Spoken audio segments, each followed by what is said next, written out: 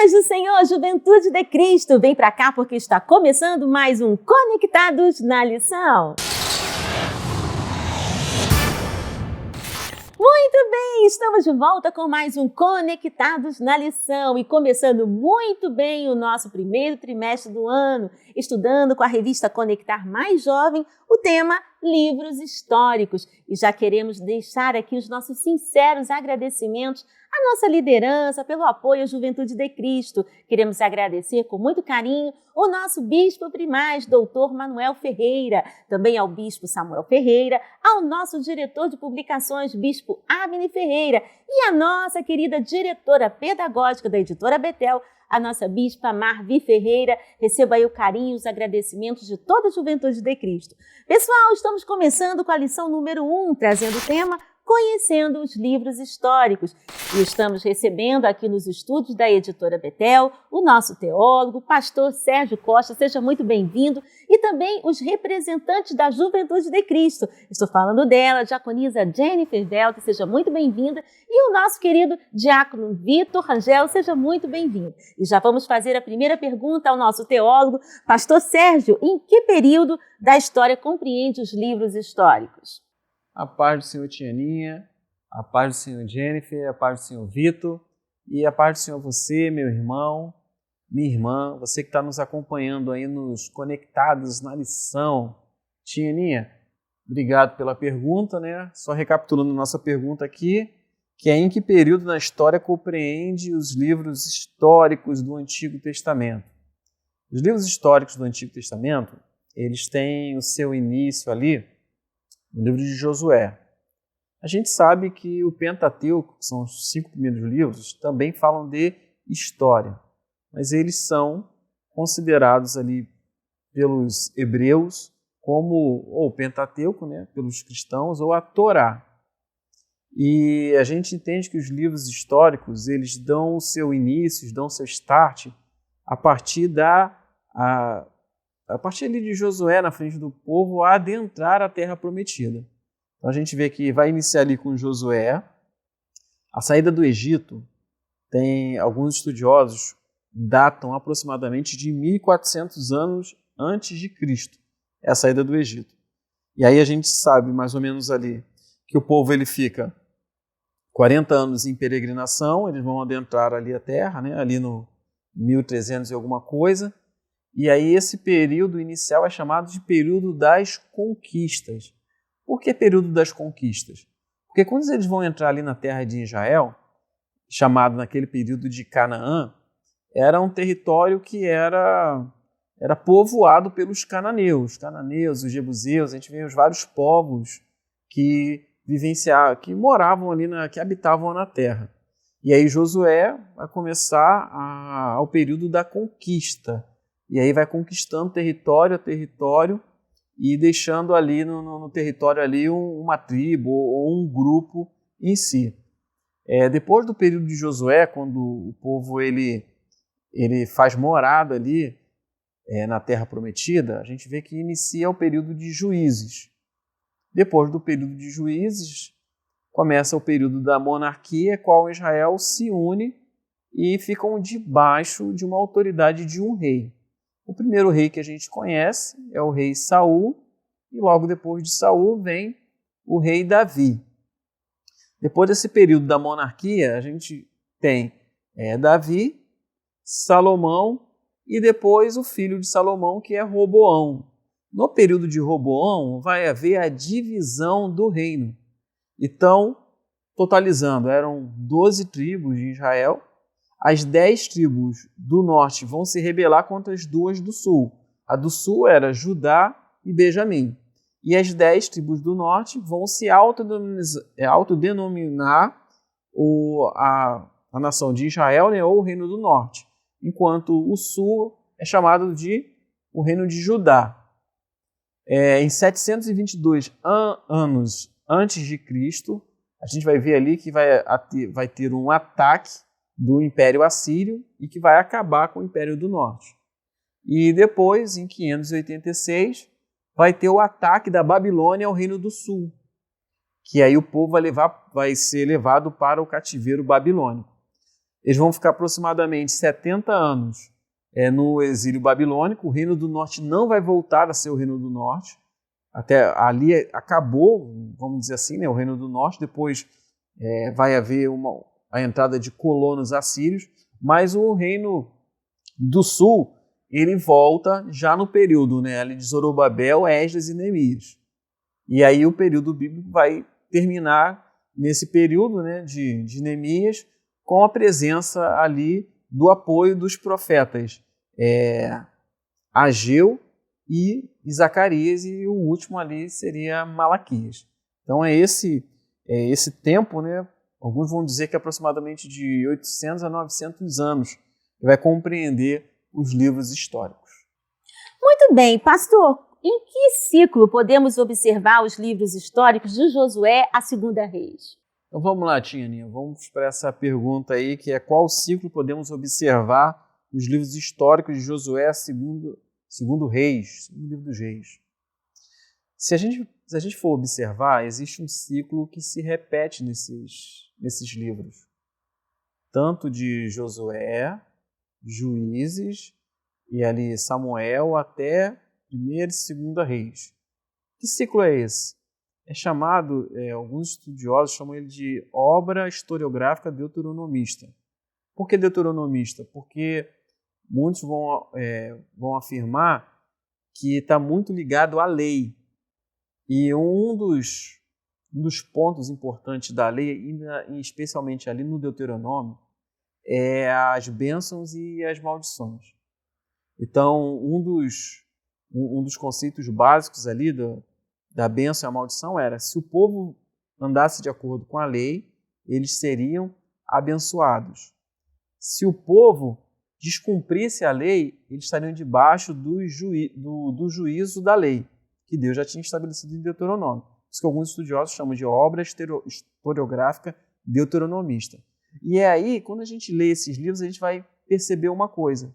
Sempre que quando Israel fazia algo que era correto, Deus era com eles. Mas quando Israel descumpria a lei, ia para a idolatria, alguma coisa ali que ia contra aquilo que Deus queria deles, que estava estabelecido na aliança, se levantava um inimigo, o povo se arrependia, aí Deus levantava um juiz ou um líder para libertar o povo. Então sempre tem esse ciclo que é chamado de aliança, quebra da aliança. Aí o povo quebrou a aliança. A gente vê muito isso em Juízes. O povo foi e quebrou a aliança, foi adorar outros deuses. O que acontece? Deus levanta um povo inimigo para oprimir Israel. E aí o que Israel vai fazer? Israel vai se converter, vai se arrepender e vai clamar ao Senhor. E aí Deus vai fazer o seguinte: Deus vai levantar um juiz para liderar o povo contra esses inimigos de Israel. Então sempre vai ser esse ciclo, que é quebra da aliança, punição, conversão e restauração. E a gente vai ver isso de uma forma plena ali nos Reis, no livro dos Reis, tanto o 1º quanto o 2º Reis. A gente sempre vai perceber que o escritor ele sempre fala: esse rei aqui cumpriu a lei do Senhor, era um rei bom. Esse rei aqui era um rei mau porque fez aquilo que era mau aos olhos do Senhor. E sempre isso aí vai trazer uma consequência para o povo de Israel. Então esse ciclo a gente vai ver, vai perpassar todos esses livros até segundo livro dos Reis, que vai ser quebra da aliança, punição, conversão e restauração. Muito bem! E lembrando que a Editora Betel disponibiliza para a Juventude de Cristo o PIL, Plano de Incentivo à Leitura, que são textos que vão integrar e agregar ainda mais os estudos da Palavra de Deus. E nós estamos recebendo aqui dos nossos estudos da Editora Betel os nossos representantes da Juventude de Cristo. Eu estou falando dela, diaconisa Jennifer Belt, seja muito bem-vinda. E ele também representando os rapazes, o nosso querido diácono Vitor Rangel, seja muito bem-vindo. E já vou perguntar para ela, Jennifer, nossa diaconisa Jennifer, o que o PIL traz para a gente nessa semana?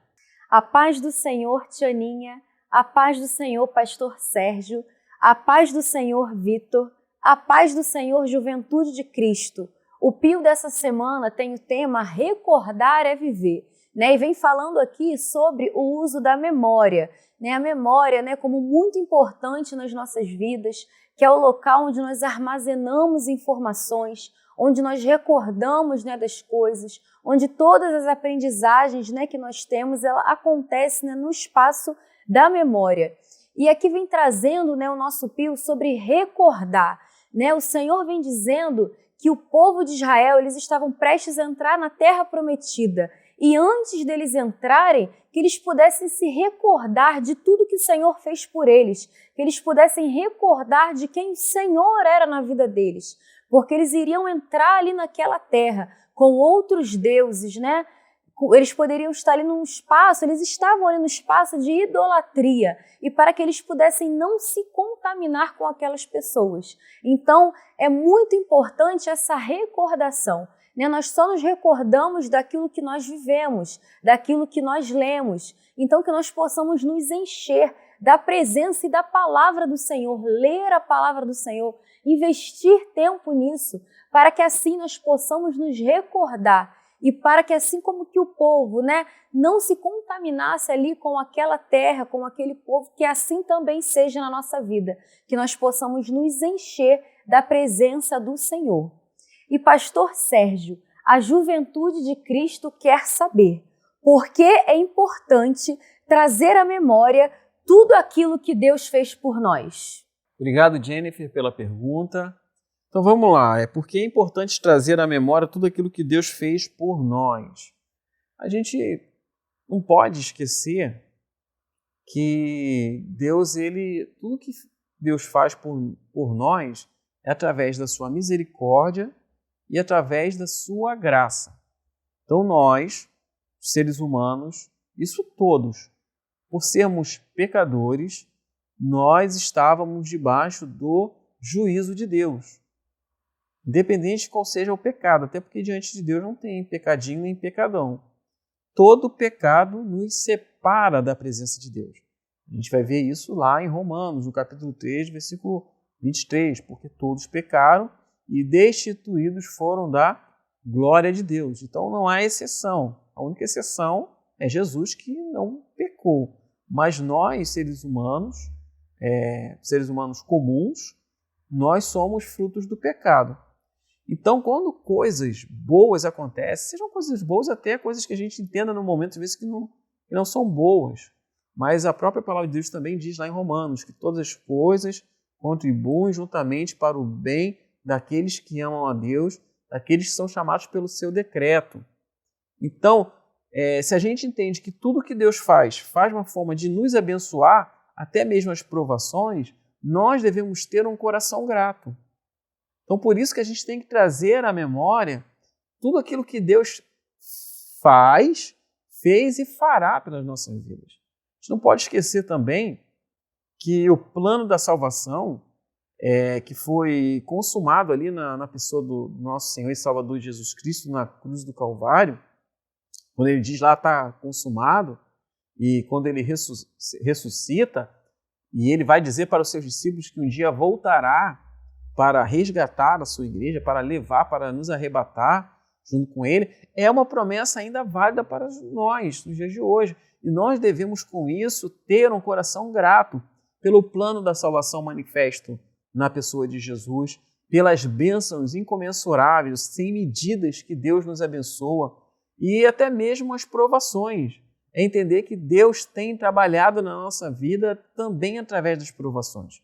As provações, muitas vezes, são métodos pedagógicos de Deus que faz com que nós venhamos a crescer como pessoas, como servos de Deus.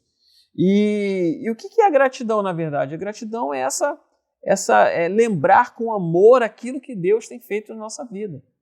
Nós só podemos, de fato, vivenciar a plenitude do amor de Deus se nós temos, de fato, um coração grato. E quando nós somos gratos, nós somos constrangidos pelo amor de Deus. Uau, conectou? Lembrando a Juventude de Cristo que a editora Betel disponibiliza para ampliação ainda dos seus conhecimentos nos estudos da Palavra de Deus, o nosso livro Subsídio do Trimestre, os livros históricos de sua mensagem para os dias atuais. E você poderá adquirir o seu exemplar em um desses telefones que está passando aqui na sua tela. Bem, vamos ficando por aqui, mas semana que vem temos um encontro marcado para mais um Conectados na Lição. Deus abençoe!